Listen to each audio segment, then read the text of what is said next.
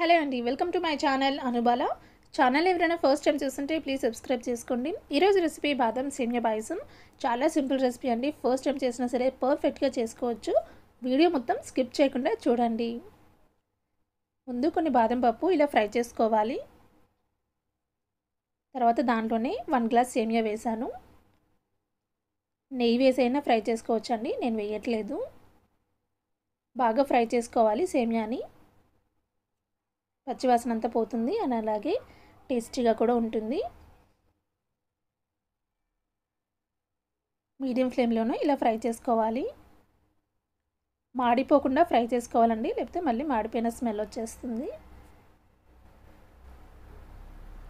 చూడండి, సేమియా కూడా ఫ్రై అయ్యింది కదా. ఇది పక్క పెట్టేసుకొని దీంట్లోనే 1 లీటర్ వరకు పాలు పోసాను. మీడియం ఫ్లేమ్లోనే ఇలా పాలు కలుపుతూ ఉండాలి. పాలలోనే చేసుకుంటేనే చాలా బాగుంటుందండి సేమియా. వాటర్ ఏం వేయకుండా ఈ టేస్ట్ చాలా బాగుంటుంది. ఇలా ఒకసారి ట్రై చేసి చూడండి. పాలు కొద్దిగా మరిగాక సేమియా దీంట్లో వేసుకోవాలి. మీడియం ఫ్లేమ్లో సేమియాని బాగా మెత్తగా ఉడకనివ్వాలి.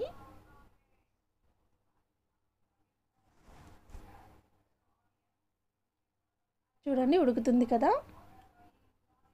సేమియా కూడా ఇప్పుడు ఉడికింది. పాలు కూడా అన్నీ దగ్గర పడ్డాయి కదా. 1 గ్లాస్ సేమియా తీసుకున్నాం కాబట్టి నేనైతే ఒక ½ గ్లాస్ వేస్తున్నానండి షుగర్. స్వీట్ ఎక్కువ తినేవాళ్ళు ఇంకొంచెం వేసుకోవచ్చు. మాకైతే కరెక్ట్గా సరిపోతుంది స్వీట్. ఒక 2 నిమిషాల హై ఫ్లేమ్లో ఉంచాలి. ఇప్పుడు తర్వాత బాదం పప్పు పొడి చేసుకున్నాను. ఇలాగా పొడి దీంట్లో వేసేసి ఒక 2 నిమిషాలు ఉంచేసి సర్వ్ చేసుకుంటే ఎంతో టేస్టీ అయిన బాదం సేమియా పాయసం రెడీ అయిపోయిందండి.